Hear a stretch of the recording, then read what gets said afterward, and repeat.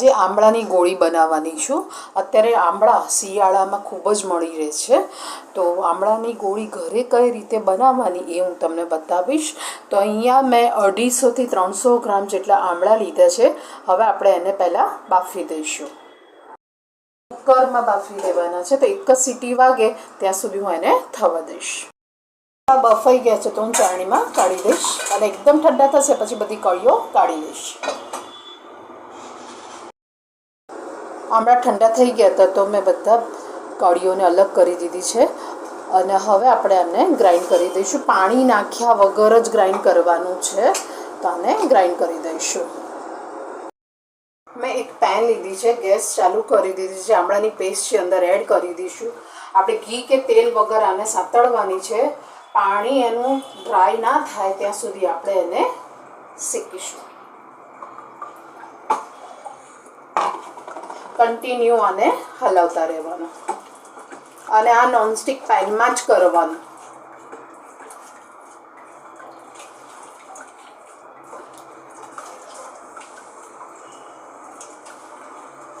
તો હું આને કન્ટિન્યુ હલાવતી રહીશ. હું 2/3 કપ જેટલો ગોળ લઉં છું.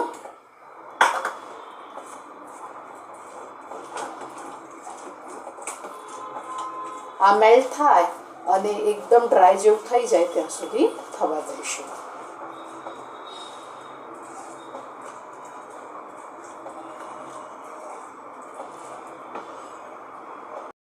ગોળ મેલ્ટ થઈ ગયો છે અને શાઇનિંગ પણ આવી ગઈ છે. તો હવે આપણે મસાલા કરી દઈએ. તો મેં અડધી ચમચી જેટલો અજમો લીધો છે. અજમાને આવી રીતે હાથથી મસળીને નાખવાનો. આમાં 1/4 ટીસ્પૂન હું હિંગ એડ કરું છું. અડધી ટેબલસ્પૂન બ્લેક સોલ્ટ. ટેસ્ટ અનુસાર મીઠું તો હું થોડુંક જ અત્યારે મીઠું એડ કરીશ. અહીંયા 1 ચમચી જેટલું હું જીરા પાવડર એડ કરું છું. આમાં ખાટો મીઠો સ્વાદ આપવા માટે અહીંયા હું અડધી ચમચી જેટલો આમચૂર પાવડર પણ લઉં છું. 1 ચમચી સૂંઠ અને તીખાસ માટે 1 ચમચી કાળા મરી.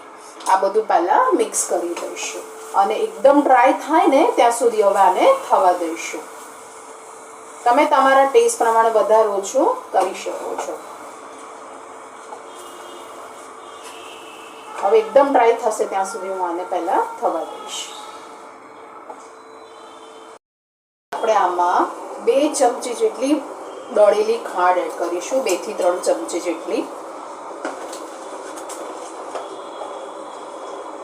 અને આને મિક્સ કરીને ડ્રાય થાય ત્યાં સુધી થવા દઈશું.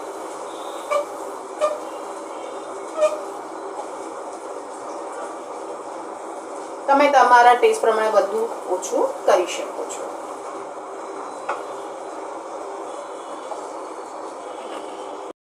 પેનની સપાટી છોડવા માંડી છે, યાની કે થઈ ગયું છે. તો હું હવે એક પ્લેટમાં કાઢી લઈશ અને ઠંડુ થશે પછી આપણે એના બોલ્સ બનાવી દઈશું.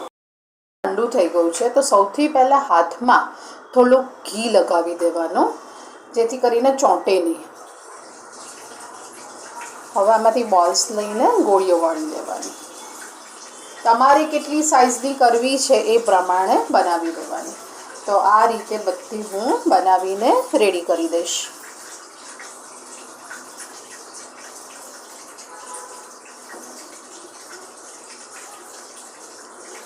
આ રીતે બધી બનાવીને પહેલાં રેડી કરી દઈશ.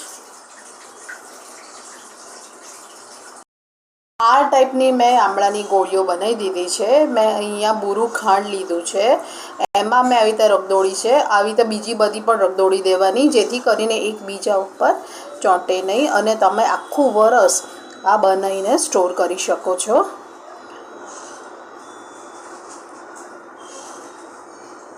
આ રીતે હું રગદોળી દઈશ. બુરું ખાંડમાં રગદોળી દીધા છે, બોટલમાં ભર્યા પછી ચોંટશે પણ નહીં. જો કેવા સરસ થયા છે. તો હવે એક બાઉલમાં ભરી દઈશ.